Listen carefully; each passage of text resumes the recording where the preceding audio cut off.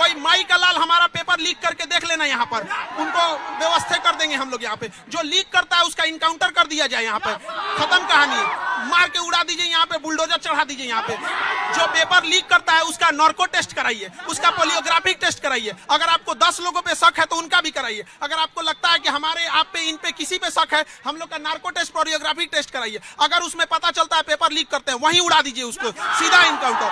बच्चों के भविष्य के साथ खिलवाड़ नहीं यहाँ पर। चुनाव प्रचार खत्म हुआ, नतीजे आ गए। प्रधानमंत्री जी ने देश को सलाह दी, सोना 1 साल तक मत खरीदिए। क्या कहा है, ये जो गोल्ड है बहनों का और जो संपत्ति है, ये सबको समान रूप से वितरित कर दी जाएगी। मेरी माता और बहनों की जिंदगी में सोना वो सिर्फ शो करने के लिए नहीं होता है, उसके स्वाभिमान से जुड़ा हुआ है। उसका मंगलसूत्र वो एक सोने का कीमत का मुद्दा नहीं है, उसके जीवन के सपनों से जुड़ा हुआ है। तुम उसे छीनने की बात कर रहे हो अपने मैनिफेस्टो में। इस हित में हमको ये तय करना पड़ेगा कि साल भर तक घर में कोई भी फंक्शन हो, कोई भी कार्यक्रम हो, हम सोने के गहने नहीं खरीदेंगे, सोना नहीं खरीदेंगे।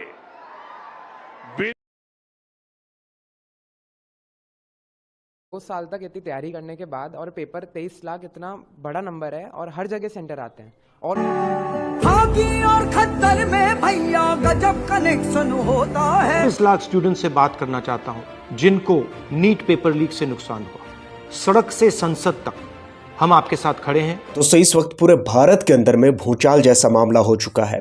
कहीं पर इलेक्शन कमीशन ऑफ इंडिया और कहीं पर चुनाव, कहीं पर नेता, कहीं पर जनता, कहीं पर स्टूडेंट्स, कहीं पर कुछ, कहीं पर कुछ, कहीं पर हिंदू, कहीं पर मुसलमान, कहीं पर मस्जिद और कहीं पर मंदिर। इन तमाम चीज़ों के बीच जिस तरह की खबरें और रिपोर्ट्स आ रही हैं, हम उन तमाम खबरों पर बात करेंगे। बांग्लादेश के उस मंत्री के बारे में भी बात करेंगे जिन्होंने ये कहा कि अगर हिंदुओं पर अत्याचार हुआ तो हम यहाँ इस्तीफा दे देंगे। ये बांग्लादेश के मंत्री का बयान है, यह भारत के किसी मंत्री का बयान नहीं है। यह भारत के खुद को मदर ऑफ डेमोक्रेसी कहने वाले देश के मंत्री का बयान नहीं है, बल्कि यह बयान बांग्लादेश के मंत्री का है कि अगर हमारे देश में अगर हिंदुओं पर अत्याचार हुआ तो हम इस्तीफा दे देंगे। हम पूरी खबर बताएंगे आपको। साथ में 22 लाख नीट की छात्रगी के साथ जिस तरह की खिलवाड़ हमारे देश भारत में हो रहा है, हम इस विषय पर भी बात करेंगे। हम इस विषय पर भी बात करेंगे कि प्रधानमंत्री मोदी ने सोने को करके क्या कुछ कहा, इसके मायने क्या है। डीजल को लेकर जिस तरह की बातें प्रधानमंत्री मोदी की तरफ से आई और कही गई, इसके मायने क्या हो सकते हैं। आखिर क्यों प्रधानमंत्री मोदी आम जनता से यह अपील कर रहे हैं, हम तमाम बड़ी खबरों पर बात करेंगे। पहली खबर पर बात करते हैं और वो खबर क्या है, इस वक्त बिहार के अंदर में स्टूडेंट्स सड़कों पर है। क्यों सड़कों पर है, उनका सड़कों पर आना क्या जायज़ है? सीधे तौर पर बताता चलूँ आपको। बताइए कि अगर आप 10 साल, 12 साल, 15 साल अगर पढ़ाई में मेहनत करें, उसके पीछे लाखों रुपए तो आप जीएसटी में, टैक्स में दे देते हैं। उनके पीछे लाखों रुपए जब आप पढ़ाई करने के लिए खर्च करें और जब आप एग्जामिनेशन के लिए, जब आप जाएं एग्ज़ाम के लिए फॉर्म भरें, सारा कुछ आप करें और आपको बाद में पता चले कि आपका पेपर तो लीक हो गया है, आपको कैसा लगेगा? आप सोचिए कैसा लगेगा। नहीं समझ में आया ना? नहीं समझ में आया? आइए समझाता हूँ आपको। इससे आसान जुमला और इससे आसान भाषा में आपको मैं कैसे समझा सकता हूँ। जिस बच्चे को पैदा करते हैं, छोटा सा होता है, 2 साल 4 साल का होता है, उसे उंगली पकड़कर चलाना सिखाते हैं। उनको अपने हाथ और बाहों के सहारे देकर उसे चलाने के लिए आप अच्छे से ट्रेन करते हैं। उस बच्चों का ख्याल करते हैं, उन बच्चों को अपनी ज़िंदगी से ज़्यादा ज़िंदगी और प्यार समझते हैं और प्यार देते हैं। बताइए, अगर उसी बच्चे के बारे में अगर एक दिन ये खबर आए कि उस बच्चे का फलाना जगह पर कुछ खुदा न खास्ता कुछ गलत हो गया, इस दिल पर क्या बीतेगा? ठीक इसी तरह उस बच्चे के अरमान को ज़रा देखिए तो, कि जिसने मेहनत करी, पढ़ाई करा, जिसने सब कुछ करा, मगर लास्ट में उसे मिला क्या? Paper leak. बस दोस्त, आपकी गलती कुछ नहीं है, आपकी गलती 2 है। एक भारतीय होना और दूसरा आपकी गलती है गरीब या फिर मिडिल क्लास या फिर आम भारतीयों के घर में पैदा लेना। ये आपकी गलती है।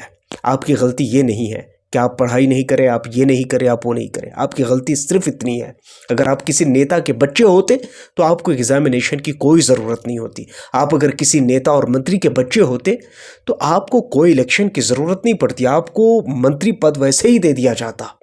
जी हाँ, बिल्कुल, आपकी पढ़ाई लंदन में होती, अमेरिका में होती, आपके जॉब्स लंदन और अमेरिका के अंदर होते। आप किसी मंत्री के बेटे नहीं हैं कि आपके लिए कोई इतना ज़्यादा चिंता करे। इसलिए ज़रूरी इस बात की है, इस वक्त जिस तरह की रिपोर्ट्स और ख़बरें आ रही हैं, ये मेरी तरफ से जो बातें थी, ये मेरी जो भावनाएं थी, मैंने वो बयान की। लेकिन मंत्री इस वक्त राहुल गांधी, वो पूरी तरह से इस वक्त बच्चों के साथ खड़े हैं। कई ऐसे बयान उनके वायरल हो रहे हैं, कई ऐसे बयान उनके चर्चे में हैं। 24 लाख स्टूडेंट से बात करना चाहता हूं जिनको नीट पेपर लीक से नुकसान हुआ। सड़क से संसद तक हम आपके साथ खड़े हैं। 24 लाख स्टूडेंट से मैं कहना चाहता हूं, आप अकेले नहीं हो। पिछले 7 साल में 70 बार पेपर लीक हुआ है और 2 करोड़ युवाओं को पेपर लीक से नुकसान हुआ है। लेकिन मैं आपको बताता चलूं कि वही मीडिया जिसको आप सबसे बड़ा मीडिया कहते हैं, वही मीडिया जो आपके देश का चौथा स्तंभ है, जिस आपके देश के लिए चौथा स्तंभ कहा जाता है, वही मीडिया जिसका हक था कि वो आपके लिए आवाज़ उठाए, वही मीडिया जिसका हक था कि वो आपके लिए सरकार से सवाल करे। मगर जब प्रधानमंत्री मोदी, याद कीजिए, वेस्ट बंगाल के अंदर गए थे तो झालमुल ही पर बहस कर रही थी अंजना ओम कश्यप। आज तक और आज किस चीज़ पर बहस हो रहा है? अगर भारत के लोग 1 साल तक प्रधानमंत्री मोदी की अपील पर अमल करते हैं, 1 साल, तो विदेशी मुद्रा भंडार में $115 बिलियन बचाए जा सकते हैं। आज इस चीज़ पर बहस हो रहा है कि प्रधानमंत्री मोदी ने कहा कि सोना मत खरीदो, 1 साल तक डीजल, पेट्रोल, इन तमाम चीज़ों की बचत करो। तो आज इन तमाम चीज़ों के फ़ायदे गिनाए जा रहे हैं कि आप सोना मत खरीदिए, इसका फ़ायदा क्या होगा। आप डीजल पेट्रोल कम खपत कीजिए, इसका फ़ायदा क्या होगा। इसके फ़ायदे गिनाए जा रहे हैं। झालमुरी के फ़ायदे तो आपने गिना दिए। छात्र के बारे में सोचो, कभी इन स्टूडेंट्स के बारे में सोचो, क्योंकि ये स्टूडेंट्स पेट के मारे हैं। पेट के क्यों? अपने घर, अपने हालात, अपने जो उन्होंने पढ़ाई की है, उन चीज़ों से वो इतने ज़्यादा उब चुके हैं। उनको भी एहसास है कि अगर मुझे नौकरी नहीं मिली तो आगे चलकर हमारा फ्यूचर क्या होगा, हमारा भविष्य क्या होगा। इन तमाम भविष्यों की चिंता उन स्टूडेंट्स को है। कभी उन पर चर्चा करो, कभी उन पर बात करो। दूसरी तरफ प्रधानमंत्री मोदी पर आते हैं, जो उन्होंने बात कही है प्रधानमंत्री मोदी ने कि इस वक्त आप 1 साल तक सोना मत खरीदिए। क्यों नहीं खरीदिए? इसके पीछे रीज़न बताइए, क्लियर कीजिए कि क्यों नहीं खरीदना है। दूसरी तरफ उन्होंने कहा कि पेट्रोल, डीजल, इन तमाम चीज़ों की खपत कम कीजिए। क्यों कम करें? आम जनता, लोगों की ज़रूरत है ही किधर? गरीबों के पास गाड़ी किधर होती है? गरीबों के पास तो मुश्किल से एक बाइक या स्कूटी होती है। ये तो बड़ी बड़ी रैलियां और जो गाड़ियों के काफिले होते हैं वो तो नेताओं के पास होते हैं। आप अपने नेताओं से कहिए ना कि वो कम खपत करे। आम जनता के पास गाड़ियां किधर होती है?